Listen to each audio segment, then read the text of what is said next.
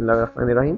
Viewers, इस video में हम माइक्रोसॉफ्ट एक्सेल 2007 के बेसिक यूज़र इंटरफेस का जायज़ा लेंगे। यूज़र इंटरफेस से मुराद है किसी भी सॉफ्टवेयर का आउटलुक, यानी जिस सॉफ्टवेयर दिखने में कैसा है, कौन से ऑप्शंस कहाँ पर मौजूद हैं और कौन सी इंपॉर्टेंट चीज़ें सॉफ्टवेयर में मौजूद हैं।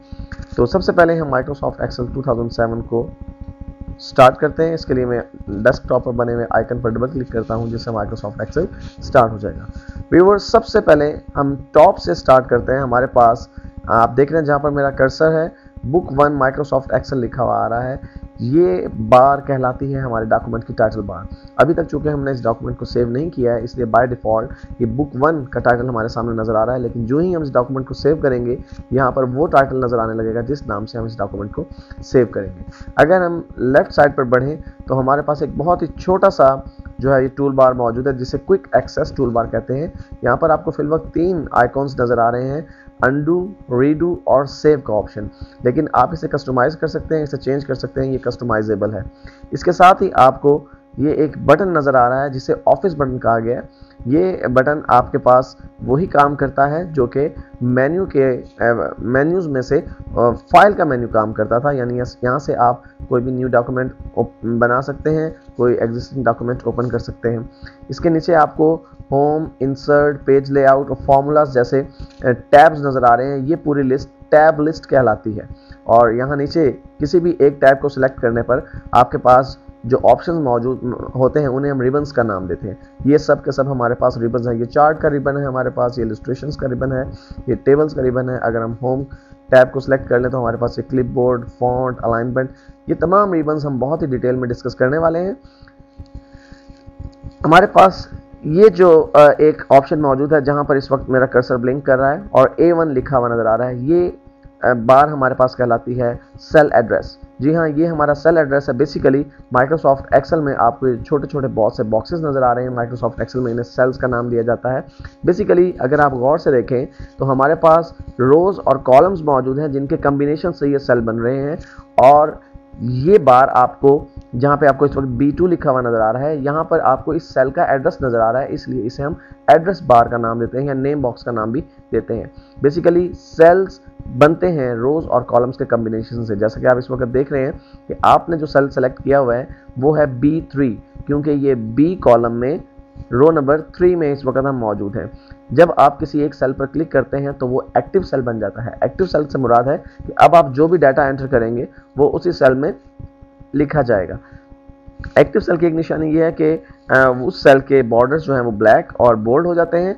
और इसके साथ ही अगर आप गौर से देखें तो हमारे जो कॉलम और रो का कलर है वो भी चेंज होता है। इसके साथ साथ जो हम अपने एक्टिव सेल को चेंज करते हैं, आप देखिएगा कि नेम बॉक्स में हमारे पास जो सेल एड्रेस है वो भी चेंज होता जाता है, F6, D9, B10। तो ये हमारा सेल एड्रेस या नेम बॉक्स है। इसके राइट साइड पर एक बार मौजूद है जिसे फॉर्मूला बार कहते हैं। जब आप किसी सेल में कोई टेक्स्ट या फॉर्मूला एंटर करते हैं तो आपको फॉर्मूला या टेक्स्ट यहाँ फॉर्मूला बार में भी नज़र आता है।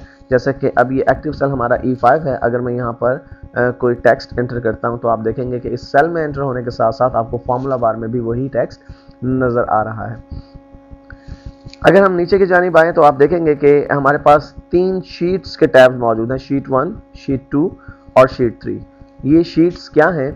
बेसिकली एक एक्सेल का डॉक्यूमेंट जब आप ओपन करते हैं तो उसमें बाय डिफ़ॉल्ट 3 शीट्स होती हैं। शीट्स की हैसियत माइक्रोसॉफ्ट एक्सेल में पेजेस की सी है।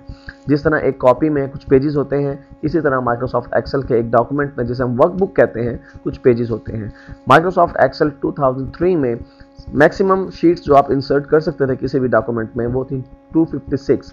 लेकिन Microsoft Excel 2007 unlimited number of sheets को सपोर्ट करता है। आप जितनी शीट्स चाहें इंसर्ट कर सकते हैं माइक्रोसॉफ्ट एक्सेल 2007 में।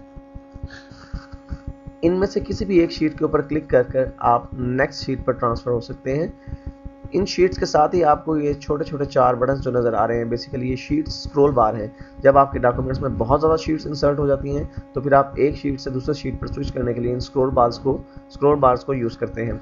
इसके साथ ही आपको राइट साइड पर ये जो स्क्रॉल बार नज़र आ रहा है, जिसे हम कहते हैं हॉरिजॉन्टल स्क्रॉल बार। जब हमारा डॉक्यूमेंट की विड्थ बहुत बढ़ जाएगी, उस सूरत में तमाम डॉक्यूमेंट हमारे पास स्क्रीन पर मौजूद नहीं होगा, तो हम इस हॉरिजॉन्टल स्क्रॉल बार की मदद से डॉक्यूमेंट को राइट और लेफ्ट पर मूव कर सकते हैं। इसी तरह हमारे पास राइट साइड पर एक स्क्रॉल बार और मौजूद है जिसे हम वर्टिकल स्क्रॉल बार कहते हैं। जब हमारे डॉक्यूमेंट की हाइट या लेंथ बहुत ज़्यादा हो जाएगी तो उस सूरत में हम डॉक्यूमेंट को पूरी तरह नहीं देख पाएंगे एक ही वक्त में स्क्रीन पर। उस वक्त ये स्क्रॉल बार हमें मदद फराहम करेगा और हम इसकी मदद से डॉक्यूमेंट को डाउन साइड पर स्क्रॉल कर सकते हैं। अगर आप राइट साइड पर आएँ तो आपके पास यहाँ पर 100% लिखा हुआ आ रहा है और साथ ही जूम आउट और जूम इन का ऑप्शन मौजूद है। बेसिकली आप अपने डॉक्यूमेंट को मुख्तलिफ लेवल्स पर जूम कर सकते हैं। मसलन इस वक्त ये मेरा डॉक्यूमेंट 100% पर है यानी ओरिजिनल हालत पे। अगर मैं और मज़ीद जूम करता हूँ तो डॉक्यूमेंट देखिएगा हमारे पास सेल्स बड़े होते जा रहे हैं और मुझे टेक्स्ट ज़्यादा क्लियर नज़र आ रहा है जैसे जैसे मैं जूम करता जा रहा हूँ। और देखिए चूँकि मैंने बहुत ज़्यादा जूम कर दिया है इसलिए डॉक्यूमेंट का वो हिस्सा जहाँ पर मैंने टेक्स्ट एंटर किया था वो ऊपर चला गया है। तो मैं इस वर्टिकल स्क्रॉल बार की मदद से डॉक्यूमेंट को ऊपर की तरफ स्क्रॉल कर देता हूँ और यहाँ से हम इस डॉक्यूमेंट को जूम आउट करके वापस उसी सिचुएशन पर पहुँच सकते हैं। और लास्ट में हमारे पास जो चीज़ मौजूद है वो है स्टेटस बार। स्टेटस बार में हमारे पास मुख्तलिफ ऑप्शन उस वक्त नज़र आते हैं जब हम काम कर रहे होते हैं। मसलन डॉक्यूमेंट जब हम प्रिंट करते हैं तो हमारा स्टेटस बार ये बताता है कि आपने डॉक्यूमेंट को प्रिंट करने के लिए भेज दिया है। बिल्कुल इसी तरह जब आप कैप्स लॉक या नम लॉक ऑन या ऑफ करते हैं या स्क्रॉल लॉक ऑन या ऑफ करते हैं उस सूरत में भी आपका स्टेटस बार आपको इस बारे में इन्फॉर्म करता है।